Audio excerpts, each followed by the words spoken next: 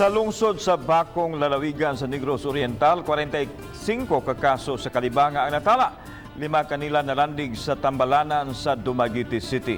Si Chelo Valiana sa report.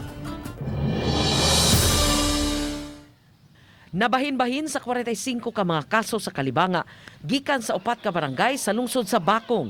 Sa talaan sa Regional Epidemiology Surveillance Unit o RESO 7, sagad sa mga nagkalibanga, mga bata. Samtang 5 ang milandig sa 2 ka pribadong tambalanan sa Dumaguete City nga na-diagnose nga amoebiasis. Gahapon gisusi sa mga kawani sa Bakong Rural Health Unit, Provincial Epidemiology Surveillance Unit ug sa RESO 7 alang sa rectal swabing.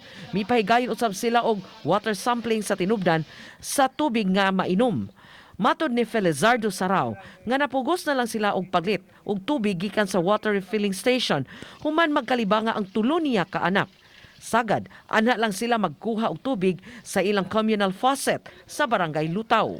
Nipalit na mineral kay di na mainom ng tubigan eh. Matod ni Noel Ferrero sa Provincial Epidemiology Surveillance Unit nga sa water sampling ilang masayran kung limpyo ba ang giinom nga tubig. Nga kalagbitan magod sa mga diarrheal cases, ang cause niya is water or food.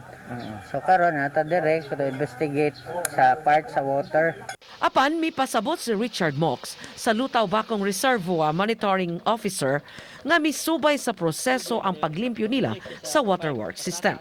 Gikan sa source sa upstream atong gi-filtered kuan og settling tank, sedimentation tank, dayon gikuan og pipe gi-distribute pengon diri sa Lutaw. Ubani Clans Gabutin, Chelo Valiana, Balita.